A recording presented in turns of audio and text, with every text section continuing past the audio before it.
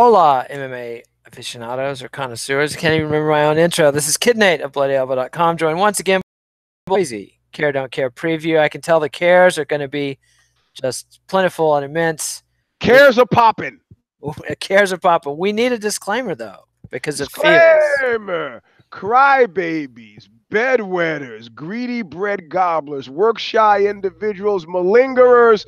This has less to do with your skills and talents as a fighter or a human being, and much more to do with the marketing heft and weight that Endeavor, WME, the bald one, the UFC puts behind you. You don't like being on the don't care list? Solution is easy. Fight an exciting fight. It's happened before. Paul Felder, both Oliveras, Ally Aquinta, Chris Collier Greens. It's possible. Until then, don't come crying to us, bedwetters, crybabies. Thank you, thank you. And we're here for the UFC Fight Night 133, aka UFC Boise, aka UFC Dos Santos versus Ivanov Care Don't Care preview. Eugene, your general level of care for this card? Really, really fucking low. Yeah. How low can you go? I mean, the thing is, if we continue with the drug analogy, with the UFC MMA drug analogy, you know, I'm not saying what happened this past week and wasn't heavily stepped on, but it was something. I mean, you are saying it was heavily stepped on. You're trying to say. I'm saying I guess if it's heavily stepped on, then you don't follow it up with something that's, you know, you don't follow it up with baking soda. Yeah. A baking soda chaser impresses no one. Yeah. Yeah. Like all the junkies. Hey, get off your phone. You talking to me? No, these guys are fucking live tweeting, sitting here 30 feet from me. You can read. They figured out that I can't read the comments when we do this. So I see. So they're mocking me in the comments, knowing that. Can you see the comments? I could. I theoretically can. I haven't yet opened that up. Sometimes when there's more, it's distracting, BS, right? Yeah. When people cared enough to heckle us, then I would watch the comments. But sadly, I don't know what screen name is using, but if it's coming in right now, it's coming in from 30 feet away. I see. Well, YouTube started blocking dirty words and slurs, and that made it a lot easier. Oh, nice. Yeah. Nice. So, but anyway, yeah. So yeah, this card. I mean, I dozed off during the co-main event. The people you're talking about this past weekend. Yeah, at UFC 220, was it 5 or 6? 226. 226. And literally the two people I've been watching this UFC with since UFC 6. These are the people that watched Tank Abbott, concussed John Matua with me back in the 90s. They walked out before they were like, we got to go. They didn't make the main event. So this was pretty damn dire. And now we're supposed to be following it up with another card. You know what? Let me tell you something. There had been here in the Bay Area a spate of guys going to shooting ranges and shooting themselves on the shooting ranges. And I say spate, I don't mean many. I mean like 2 or 3 guys had done this. They go into the front desk. They say, I'd like to rent a firearm. They get the bay. They get the ear protection, and they got out there and shot themselves. Right. So what did the gun ranges around here do? Well, after that, I decided to go to a gun range and do a little target practice. And I get into the front desk. I want to rent a firearm. And the guy goes, hey, how you doing? I go, yeah, pretty good. Everything okay? I go, yeah. It's a pretty nice day, isn't it? And then I finally figured out what's with the fucking Reebok. I go, oh, shit. The guy's trying to check to see if it's a last line of defense, I guess, trying to see if I'm suicidal or not, right? So, okay, cool. I guess we're going to have to do that with fighters. Francis, that was some fight against Stipe. How you doing? You okay? Yeah. I mean, of course, the financial negotiations that were allegedly going on behind the scenes perhaps played a factor as well. They got moved up to the co-main and didn't get any kind of financial bump. And that makes one think that, Dana White's comments about ego being the problem does not match at all with the cover story of Francis's spirit was broken by the loss to Stipe. complaining about somebody's ego means that they were tough in negotiations. So we might have seen a sit-down strike at the UFC. I didn't get that look. I didn't get that. I didn't really get that look either. I would think he would be more defiant. And also, you do so much damage to your own brand equity as a fighter and your reputation that it's never worth it to do that. You know? But yeah, something was wrong. But anyway, let's get to this card. It's part of it is on Fox Sports 1, 2 parts of it, and 1 part of it is on UFC Fight Pass. I have to say, one good thing about going to ESPN is that it won't have to be this fish fowl thing where you got to bounce around and try to find shit. But we will. Some of these cards will be on ESPN Plus and pay-per-view. Some of them will be on ESPN Plus and ESPN. Some of them will be, most of them will be just on ESPN Plus. Plus, we'll have to subscribe to Fight Pass and ESPN Plus. All right, you know what? Fuck that. You know how I got through high school? Mark Pishko, Polish cat, helped me get through high school. LMNOQRP. He sat P right before me in front of every class. I said, hey man, what? What do I fill out in the gray spaces? Oh, you write your name and your address there. Oh, okay. All right. Yeah, I write my name and my address. Without that guy around, I'm fucking, like the guy said here, I need a minder. How the fuck? ESPN1, ESPN. Even, I don't even have a TV. Yeah. You need somebody to tell you. And that's Bloody Elbow is definitely going to be trying to focus on being a guide to fans of how to watch, what to watch. What to cover, because the UFC is clearly no longer providing any kind of filtering, but they do not give a shit, which is great. Yeah, and so this will all be on Saturday evening, starting 3:30 p.m. Eastern on Pacific time on Fight Pass, 6:30 p.m. Eastern, and then the main event on Fox Sports 1, 10 p.m. main card, 10 p.m. Eastern, 7 p.m. Pacific. But let's dive in to this card because oh boy, the cares are writing themselves. We've got first up women's strawweight Jessica Aguilar and Jody Escobar. Don't care. No, and it's just like with almost because of Aguilar. But I used to care. Yeah, we're talking about 3:30 on Saturday. That means I'd have to cut my run short. So yeah, one has to make sacrifices to catch this stuff. When you run as slowly as I run, believe me, cutting it short means a lot. And yeah, she's on. I was out there running, man. I was feeling like fucking Rocky. Got a good pace, man.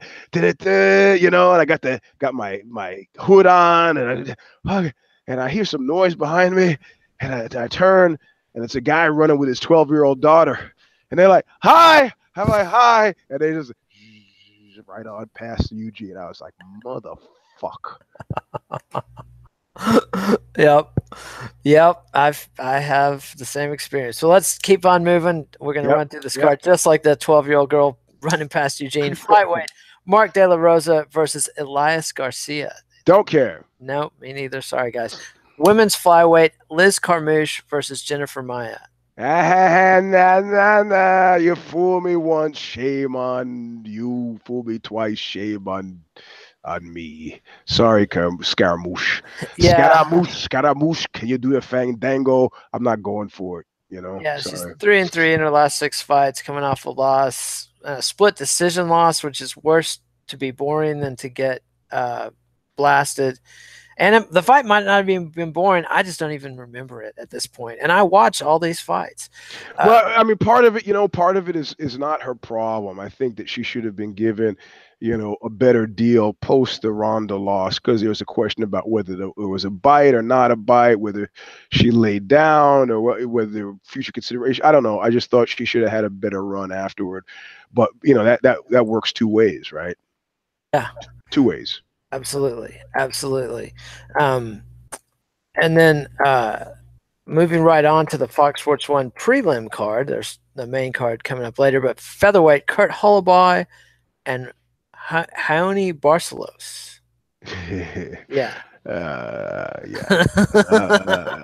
I mean, see, now if it was John Nash, I would kind of, sometimes he mispronounces the names, and it's actually a guy who I like, because he's massacred the name so badly, I don't even recognize it. But in this instance, I think your inability to pronounce a name says it all. It says something.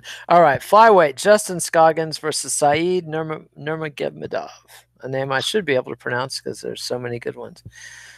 Almost, man. Almost. but realistically, applying the beer and the kitchen test, or in my case, glass of wine, nah, I'm not making the move. I mean, because of Scoggins, no. Yeah, I mean, this is a guy who's 2-4 in his last 6 fights, and just submitted the last 2 times out. You might care about Scoggins, but if you care about Scoggins, your name is probably Scoggins. So yeah. Yeah, absolutely. And now we've got Darren Elkins, a guy I used to have beef against for beating some Japanese fighter whose name I no longer remember, against Alexander Volkanovski, who at least has a Wikipedia entry as opposed to many of these guys. Yeah, almost, but I'm sorry. No, I can't. I mean, the thing is, I mean, I don't know. Yeah. Yeah. The D-man just texted. He goes, no, it's I'm sure some of the fights will be on ESPN2, ESPN News, ESPNU, ESPN3. Yeah, exactly, man. Come on. Yeah. So, I mean, Elkins, I'm a simple man. I've heard your cover of Leonard Skinner's classic, and it's moving. Yeah. All right, so Elkins does have a 6-fight win streak. So this fight has title shot implications. You know who else has a 6-fight win streak? Me. And nobody wants to see me fight either. And I actually am going to care about this because Volkanovski is 17-1, hasn't lost in Jesus Christ since 2013. Yeah. His last 3 wins were against who? Jeremy Kennedy, Shane Young, and Mizuta Hirota. 2 decisions, 1 TKO. He also KO'd Yusuke Kasuya. So yeah. Powerhouse. Exactly. So, but he's being brought along. This fight does have implications. I've got to give it a care. All right. You got that's a John Nash school of thought. I'm down with that. So who's your pick? I'll pick Elkins just because rooting against him has been a losing. All right. So just for people's edification, this is what the tote sheet looks like thus far. Aha. Yep. Okay. All right. So now we've got bantamweight Eddie Wineland versus Alejandro Perez. Wow. Yep. Perez got quite a streak going other than a draw. He's got 5 straight wins, all in the UFC. Hasn't lost since 2015. Eddie Wineland, back in the day, I think he was even a WEC champ. He definitely fought. Yeah. I used to be a big fan. Yeah. I care. This would get me to leave the kitchen with a glass of wine to watch this fight. But I got a bad feeling about this one, man. If you're Eddie Wineland, yeah. That's what I mean. Yeah. I think I'm gonna have to pick against Eddie on this one. I care, but I'm gonna have to pick against Eddie on this one. Yep. Likewise. And I care about both guys, so this should be interesting. All right. So now we come to the main card. Women's bantamweight, Kat Zingano and Marion Reneau. Whoa. Yes, I care. Yes. I too care. Do you have a pick? Ooh, I hate to pick against Reneau.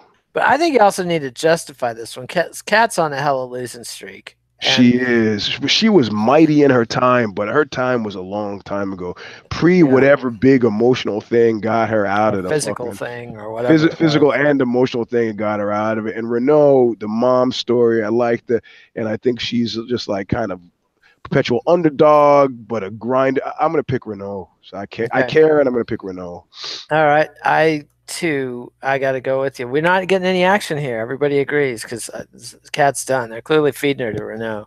Well, yeah, you could still pull ahead here because of the Elkins pick. Yeah, a little. And there's some more other things. I don't get any benefit for not caring. Yeah. Right? So. And so now we have featherweight, Myles Jury and Chad Mendes. Oh, fuck yeah. That's a care. Yeah, I absolutely care. And I'm also kind of like, why wasn't this on the pay-per-view last week? Yeah. I was just thinking a lot about Chad the other day too. My perception was that he kind of got a raw deal as well.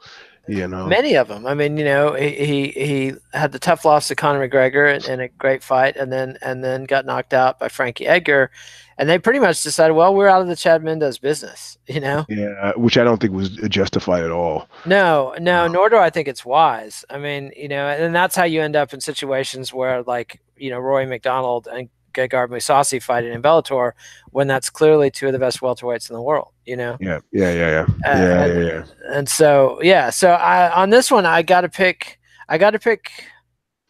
Oh, this is tough. Chad's got everything, says Chad except momentum. So I'm going to go with Jury because I think he's got more momentum right now. All right, so then we got some action because I'm going to stick with Chad. I'm sticking with Chad. I think that's a Velvet Underground classic, sung by the great Mo Tucker. I know you're so close to Mo with your. I thought you were going to talk about Niko. I was actually enjoying Niko's first album, Chelsea Girl, the other day. Yeah.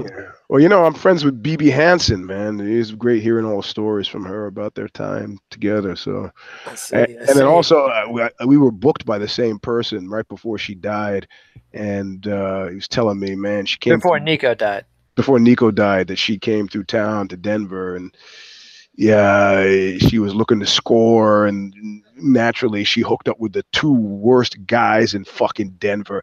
She's like, I'm gonna go off. He goes, no. You stay here, do sound check. I'll send somebody with them.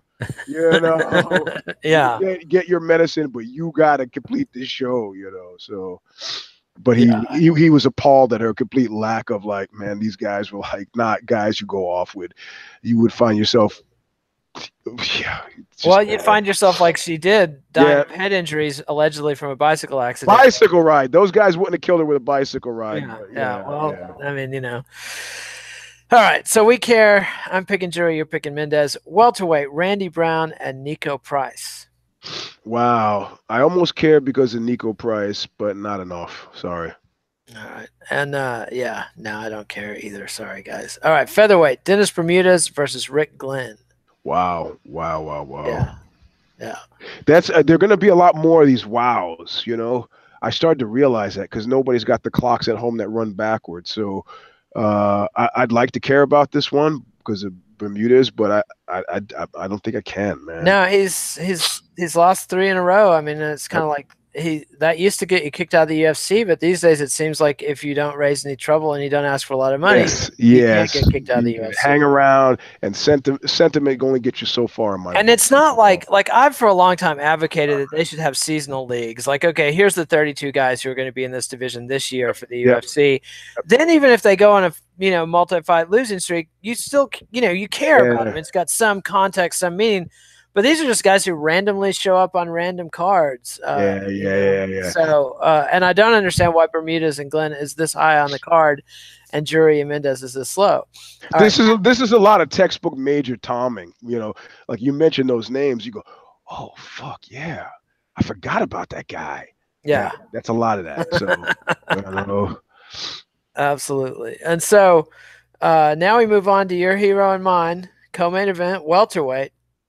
Zach Ottow versus the great Sage Northcutt. Oh man. Well, first of all, I'm going to surprise everybody and say right now that I care. Well, because yeah, I know why you care.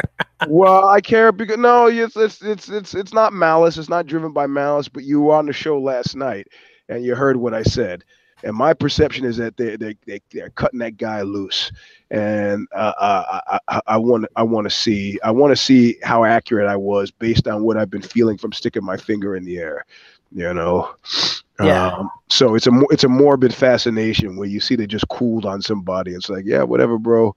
Hey, yes, sir. Yes, ma'am. Oh yeah, guys, you Wilkins. I'm glad to be here. Glad to be pretty much anywhere. Hey, watch me do a flip, you guys. Hey guys, I'm doing a flip. Hey, guy, where's Dana? Dana's not here in Boise? Okay. But I can do a flip, guys. Yeah. We'll see. I mean, it's not like Ottow is a red-hot young monster. I mean, he's 31, but he's been knocking fools out lately, including Li Jingliang, the Leech. So, I got to pick Ottow myself. And I might even root for Sage. His back's against the wall, and I think his career has been grossly mishandled. I think he's a Yep. very promising young kid, and frankly, it wasn't fair to him to put that much pressure on him that early in his career, and it was just dumb. But I like it when they shukaju somebody who is actually not black. So, I mean, I don't say like that's kind of a nasty word to use, but it lends credence to the argument that they're just all around assholes and not very specific pedigreed assholes. So I see. Yeah, I mean, I don't know. It's Sukaju kind of did that to himself, winning the fights he won in the way he won them, and then having a fairly limited skill set. But now we come to the main event: Junior Dos Santos, former heavyweight champion, Blagoy Ivanov. And so, I think anybody who's followed Junior Dos Santos knows there's a pre-Cain Velasquez Junior Dos Santos, and there's a post-Cain Velasquez Junior Dos Santos. And then he added the Mark Hunt fight on top of that. So, this is a guy who is not what he used to be. I mean, he was taking half the man he used to be. He's taken insane amounts of head trauma. So hold on. Is this the kind of fight that you actually feel bad watching no matter what happens? I'm probably going to feel bad about it because it's going to be 1:30 in the morning by the time they get there, and I'm going to have watched, an hour and a half of crappy commercials to get there, and I'm going to be tired. I might have dozed off during some of the fights. It's just, that's what I think I'm going to. At this point, maybe I'll feel bad if I've got the emotional energy that late in the evening, and if it's clear. I mean, because Ivanov's on a streak, but he knocks out Sean Jordan and Derek Memon. This is his UFC debut. I don't have any feel for the caliber of competition he's been beating. I mean, Sean Jordan was UFC washout, but I'm just doing the math on this, right? I mean, I don't think Junior Dos Santos is a true mixed martial artist, right? I mean, you tell me the last time you saw him do something on the ground that was respectable, and I'll change my tune. But I think I think he can either be lured, invited, asked in, encouraged to do nothing but stand up, and I think that will serve him poorly in this instance, right? Yeah. So what we're going to see is an old man get beaten up on his feet, and I was a big or pushed up against the wall, or stymied, wall installed, and then cracked on. But at the same time, he beat Ben Rothwell. I mean, I think Dos Santos, even a diminished Dos Santos, is still at a higher level than a lot of guys. And I just don't have a feel for where Ivanov is, because coming from the World Series of Fighting and PFT, what the hell does PFT stand for? This is just sad, man. PYT. PFL fight. Pretty young thing. No, the Professional Fighters League. That's right. And these guys actually have been putting on good cards lately. Jake Shields got smoked there. Whoa, that was unpleasant. That was a long time coming, man. That's what happens. Yeah. So there's our card there. We have a care. Wait. We have cares. Are you picking Junior? Are you picking Junior? I can't pick Junior, man. I can't. I just can't. I can't pick Ivanov, so I'll pick Junior. So we'll make it interesting. All right, so you pick a Junior. I mean, because it's let me tell you, if he wins, it sets him up to encourage him to do something dangerous, which I don't want. And if he loses, it means he lost in a way that was dangerous, which I can't support. So fuck. I think he should retire, man. And, I mean, how does it work that you encourage a Chuck Liddell to retire, but Junior Dos Santos could keep getting his brains beaten out? That says something, doesn't it, about care and the thing about this is, at one point you really could feel the passion that Lorenzo Fertitta and Dana White have for this sport. At this point, you feel no passion coming from the executive offices of the UFC. None.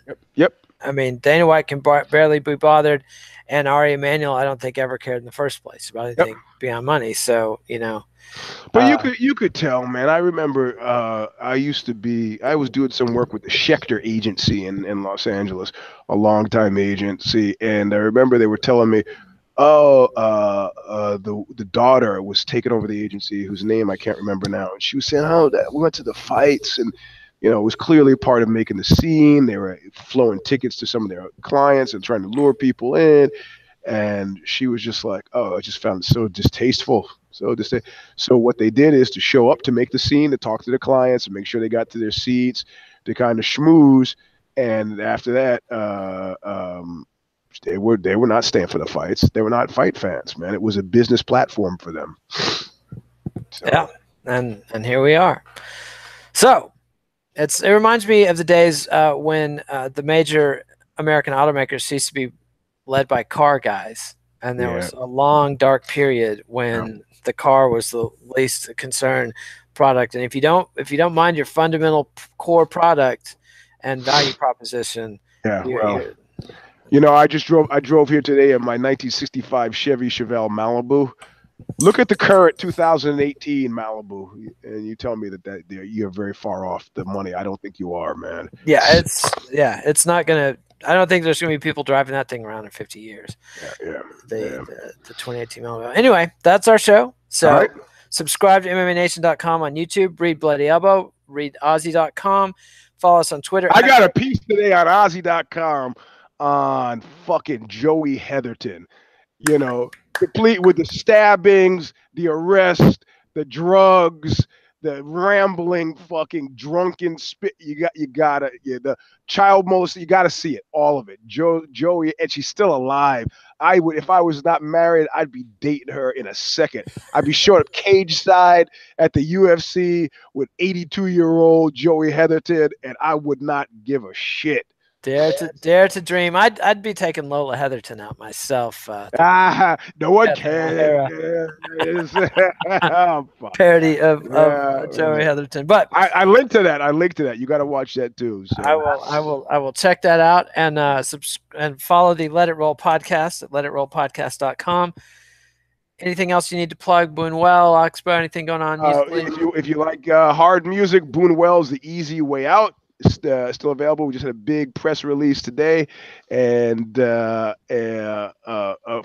English-speaking countries, Oxbow's Thin Black Duke. You guys pushed it over the top. We got our first royalty check since like 1995. So thank you for buying it. If you're fans of hard music, awesome. And so. Tomorrow, Zane and Connor will have the MMA vivisection for the detailed knowledge preview of this fight for people who actually can't help but care. And then they'll have the 6th round after the fight card on Saturday night. So, adios, MMA aficionado. Thanks, Eugene. We'll see you next time. All right, man. Later.